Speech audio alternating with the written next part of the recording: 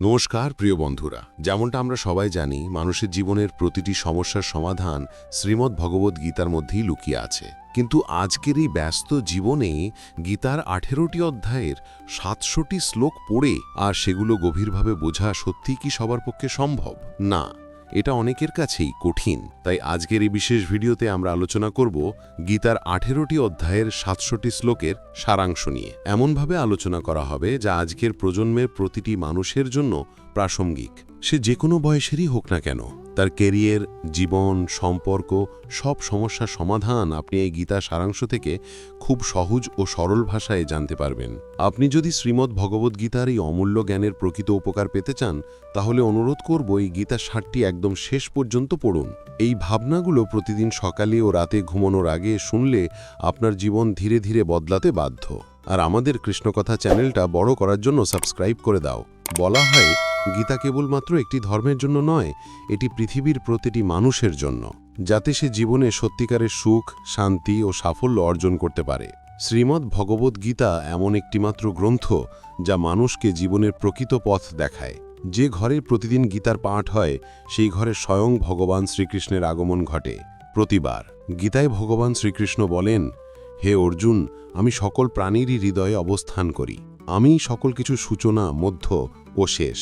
গ্রহদের মধ্যে আমি সূর্য, বেদের মধ্যে সামবেদ, দেবতাদের মধ্যে ইন্দ্র, আর ইন্দ্রিয়ের মধ্যে মন। আমি ব্রহ্মা, আমি বিষ্ণু, আমি মহেশ। জলাশয়ের মধ্যে আমি বিশাল সমুদ্র, আর পর্বতগুলির মধ্যে আমি অদম্য হিমালয়। এই সংসারে যা কিছু তুমি দেখো সবই আমি, সব আমি শ্রীকৃষ্ণ। বলেন, এই সৃষ্টি জগৎ আমার মায়া, এই জগৎ আমার থেকেই উদ্ভব হয়েছে। আমি জন্মাই, আমি পালন করি, আবার আমি ধ্বংস করি।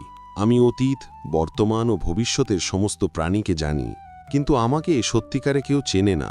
তিনি আরও বলেন, যেমন গাঢ় অন্ধকারে একটি দীপ্ত আলো জ্বলে ওঠে, তেমনি সত্য নিজেই জ্বলে ওঠে।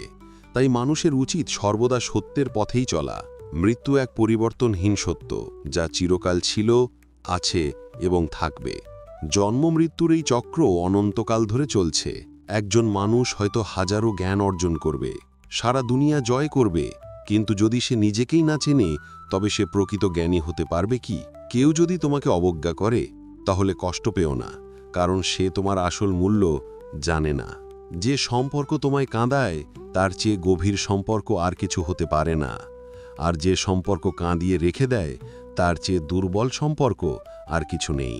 সব সময় শান্ত থেকো, কারণ লোহা তখনই শক্তিশালী হয় যখন তা ঠান্ডা থাকে, আর গরম হলে যে কোনো আকৃতিতে গড়ে নেওয়া যায়। জীবনে বিপদের সময় এই 7টি গুণ তোমাকে রক্ষা করবে: তোমার জ্ঞান, বিনয়, বুদ্ধি, সাহস, সৎকর্ম, সত্য বলার অভ্যাস এবং ঈশ্বরে দৃঢ় বিশ্বাস। আত্মা সব জানে, কি ঠিক কি ভুল, কিন্তু মানুষ নিজের মনের সঙ্গে যুদ্ধ করতে পারে না। এটাই আসল চ্যালেঞ্জ। বলা হয় কঠিন সময় মানুষ একা হয়ে যায়, কিন্তু সেই একাকিত্বই তাকে করে তোলে আরও শক্তিশালী। যে তোমাকে সম্মান করে তাকে সম্মান দাও, আর যে তোমার অপমান করে তার সামনে মাথা নোভে না।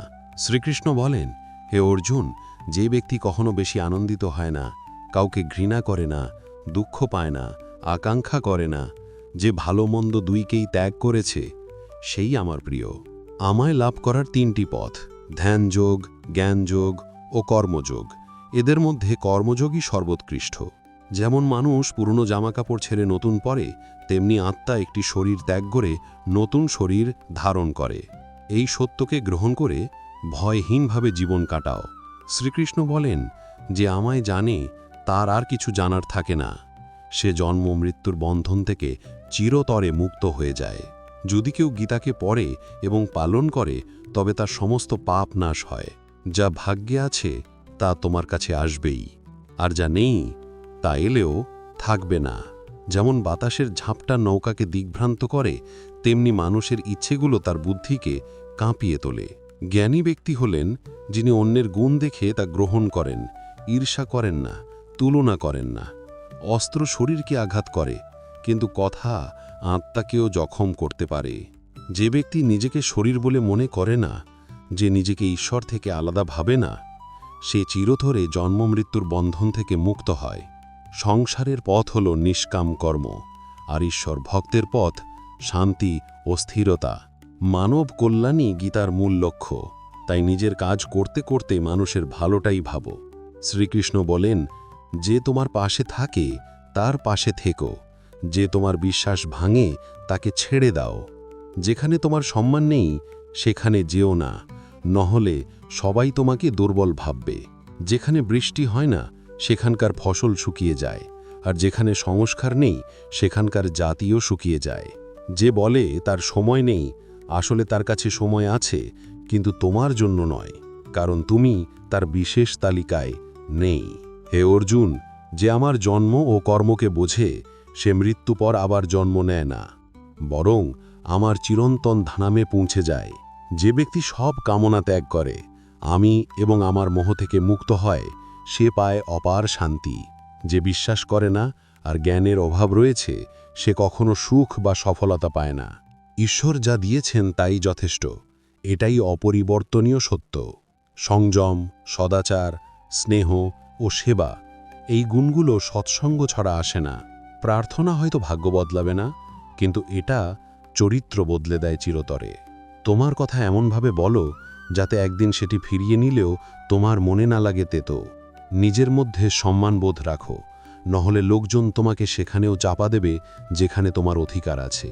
একজন মহাপুরুষ আত্মাকে আশ্চর্যের চোখে দেখে, আর একজন আশ্চর্যরূপেই তার ব্যাখ্যা করে, আর কেউ কেউ সব শুনেও কিছুই বোঝে না। ভগবান বলেন, যে ব্যক্তি ধৈর্যশীল, সুখ দুঃখকে সমানভাবে দেখে, সেই মুক্তির যোগ্য। যতক্ষণ তুমি নিজেকে হারাও না, এই পৃথিবীর কোনো শক্তিই তোমাকে হারাতে পারবে না। তুমি দুর্বল নও, দুর্বল তোমার সময়, আর সময় বদলায়। যে জীবনে বিপদ দেখেনি সে নিজের শক্তি চেনে না। দয়া করো, অন্যের কষ্ট বুঝে নাও। যাদের হৃদয়ে দয়া আছে তাদের আর পুনর্জন্ম লাগে না। যাকে কিছু দিচ্ছ তার উপর অহংকার করো না। কে জানে তুমি হয়তো ঋণ শোধ করছ। অহংকার যার আছে তার বংশ, অর্থ আর সম্মান সব শেষ হয়ে যায়। রাবণ, কৌরব, কংস সবাই তার প্রমাণ। নীরবতা সবচেয়ে বড় উত্তর, ক্ষমা সবচেয়ে বড় শাস্তি। যার মধ্যে ধৈর্য আছে তার শক্তির সঙ্গে কোনো তুলনা হয় না। ভয়, দুশ্চিন্তা, উদ্বেগ এগুলো সেই রোগ যা আমাদের আত্মিক শক্তিকে নিঃশেষ করে দেয়। জীবনের চ্যালেঞ্জ থেকে পালিও না। ভাগ্য বা ঈশ্বরের ইচ্ছা এসব অজুহাতে নিজেকে লুকিও না। যারা যজ্ঞের অবশিষ্ট অন্ন খায় তারা সব পাপ থেকে মুক্ত হয়, আর যারা শুধু নিজের শরীরে চিন্তাই খায় তারা আসলে পাপ খায়। জ্ঞান একমাত্র সেই শক্তি যা জীবনের কোনো অবস্থাতেই আপনাকে ছেড়ে যায় না। যেমন ঋতু বদলায়, তেমনি জীবনেও সুখ দুঃখ আসবেই যাবেই, সেটা যুদ্ধ হোক কিংবা সাফল্য। ধর্ম, ধৈর্য আর সাহস, এই তিন অস্ত্রেই সবকিছু অর্জিত হয়। মানুষ তার জন্মে মহান হয় না, সে মহান হয় তার কর্মে। নিজের ওপর বিশ্বাস রাখো। সঙ্গ যতই ভালো হোক, দারিদ্র্য তোমাকে একা করে দেবে। তুমি ধনী কিনা তাতে কিছু যায় আসে না, তবে কে তোমার দুঃসময় পাশে থাকে সেটাই আসল।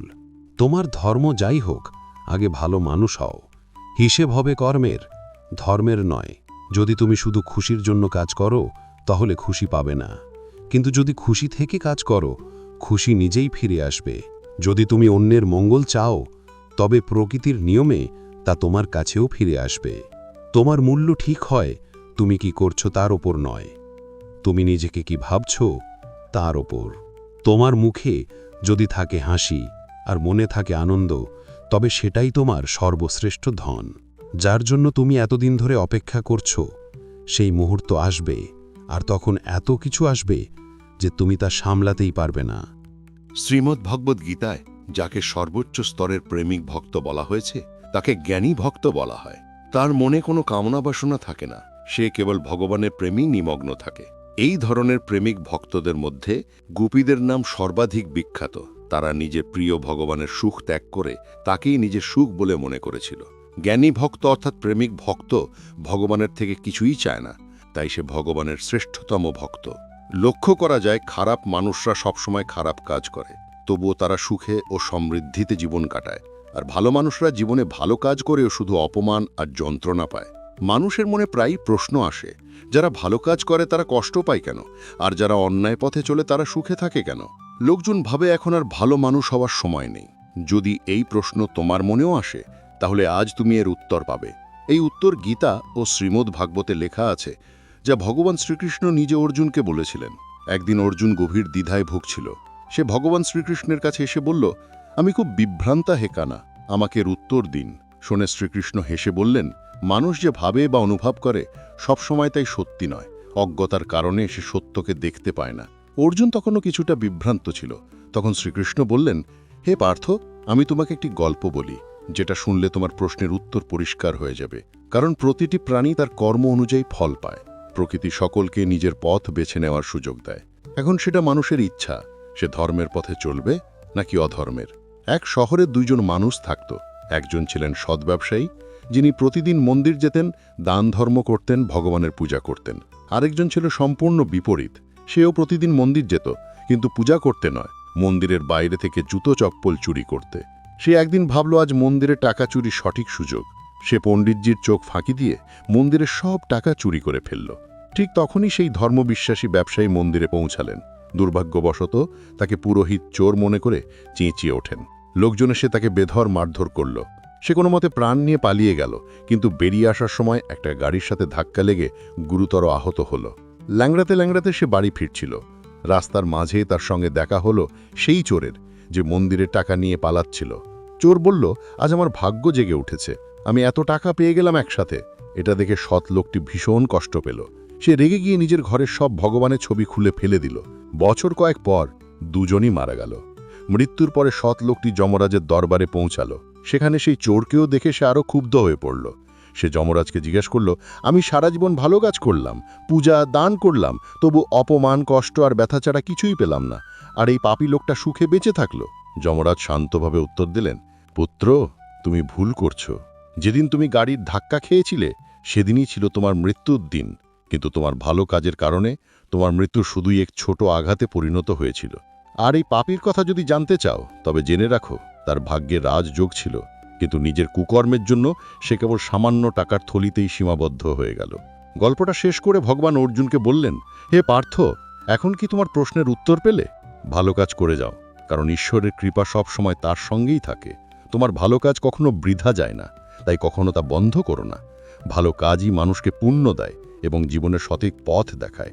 গীতায় শ্রীকৃষ্ণ বলেন, যে কোনো ভালো কাজ, তবে তা যত ছোটই হোক না কেন, তার ফল এই জীবনেই মেলে। তাই মানুষকে সাহসী, পবিত্র এবং আত্মিক হতে হবে। জীবনকে উপভোগ করো, সবসময় উদার হৃদয় কথা বলো, কাউকে ঘৃণা করো না, কাউকে কষ্ট দিও না, সবার সঙ্গে সৌহার্দ্যপূর্ণ ব্যবহার করো। কর্মের নিয়ম বলছে, প্রত্যেক ঘটনার একটি কারণ এবং ফলাফল আছে। একই কাজের ভিন্ন ভিন্ন ফল হতে পারে। সব নির্ভর করে ইচ্ছা, নিয়ত এবং কর্মের গভীরতার ওপর। কিন্তু এটা সম্পূর্ণভাবে নির্ভর করে সেই কর্মটা কেমন ধরনের। যেমন আগুন কাঠকে পুড়িয়ে ছাই করে দেয়, তেমনি আত্মজ্ঞান আমাদের ভেতরে চলা সব দৈকতার কার্যকলাপকে জ্বালিয়ে দেয় এবং আমাদের অন্তরে শান্তি দেয়। ঈশ্বরের বিশ্বাস ঠিক সেই শিশুর মতো, যাকে তুমি যদি বাতাসে ছুঁড়ে দাও, সে হাসে, ভয় পায় না, কারণ সে জানে তুমি তাকে কখনোই মাটিতে পড়তে দেবে না। এই দুনিয়াতে যত রকম পরিস্থিতি আসুক না কেন, একটা কাজ করো, তোমার জীবনটা একেবারে ঈশ্বরের হাতে সঁপে দাও। যারা ফলের ইচ্ছা রাখে তারা দেবতাদের পূজা করে, কারণ তারা চায় তাদের কর্মের ফল তাড়াতাড়ি মিলুক। ব্রাহ্মণ, ক্ষত্রিয়, বৈশ্য, শূদ্র, এই চারটি বর্ণ আমি ভগবান নিজেই গুণ ও কর্ম অনুসারে সৃষ্টি করেছি। মানুষের মধ্যে এই শ্রেণীবিভাগ আমি করেছি। তবে যদিও আমি এই সৃষ্টির কর্তা, তবু আমি অবিনাশী। আমি আমার কর্মের ফলের দ্বারা প্রভাবিত হই না, তাই আমি কর্মে লিপ্ত থেকেও আসক্ত হই না। ভগবান এখানে বোঝাতে চাইছেন যে কর্ম করো, কিন্তু ফলের আশা থেকে নয়। শুধু নিজের কর্তব্য পালন করো, এগিয়ে চলো। প্রাচীনকালে পূর্বপুরুষেরাও এই রকমই নির্ধারিত কর্ম পালন করে মোক্ষ লাভ করেছিলেন। তাই কেউ যদি মোক্ষ লাভ করতে চায়, তাহলে তাকেও সেই কর্ম করতে হবে যা তার পূর্বপুরুষেরা চিরকাল করে আসছেন, যার শক্তি একেবারে নিঃশেষ হয়ে যাচ্ছে, যে নিজের শরীর নিয়ে অহংকার করে না, যে মায়া থেকে মুক্ত হয়েছে, যার জীবন সদা ভগবানের জ্ঞানে অবস্থিত। সেই কর্মযোগী তার সমস্ত কর্মকে যজ্ঞের মতো করে এবং মোক্ষ লাভ করে। যে সবকিছু ভগবানের কৃতি উৎসর্গ করে দেয়, যার কাছে ভগবানই সবকিছু, যে নিজে প্রতিটি কাজে ভগবানকে দেখে এবং প্রতিটি কাজ ভগবানের উদ্দেশ্যেই করে, সেই কর্মযোগী মোক্ষ লাভ করে। যে ব্যক্তি আমাকে পরম ভালোবাসে এবং আমার ভক্তদের এই গীতা শাস্ত্রের পরম রহস্য শোনায়, সেই ব্যক্তি নিশ্চয়ই আমাকে লাভ করে, এতে কোনো সন্দেহ নেই। মনুষ্যের মধ্যে এমন কেউ নেই যে আমাকে ততটা প্রিয় হতে পারে যতটা সে, আর পুরো পৃথিবীতে এমন কেউ নেই যে ভবিষ্যতে আমাকে তার চেয়ে বেশি প্রিয় হবে। যে ব্যক্তি ভক্তিভরে নির্ভুলভাবে এই গীতা শাস্ত্র শ্রবণ করে, সেও সমস্ত পাপ থেকে মুক্ত হয় এবং আমার পরমধাম লাভ করে।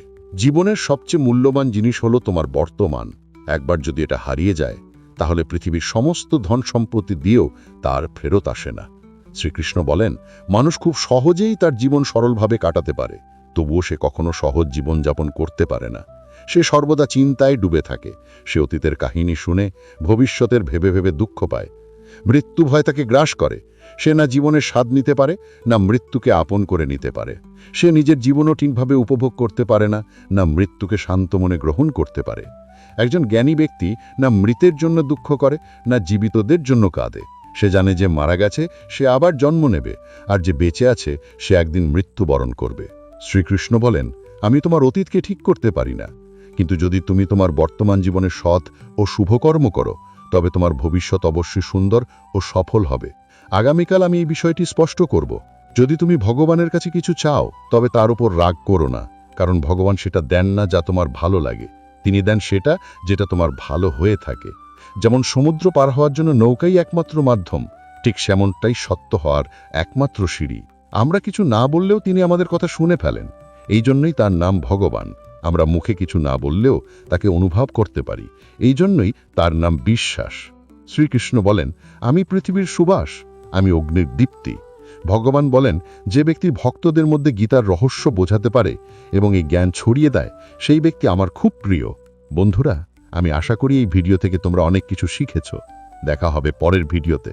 আর ভিডিওটি ভালো লাগলে অবশ্যই লাইক করো, কমেন্টে লিখে দাও, জয় শ্রী রাধে কৃষ্ণ।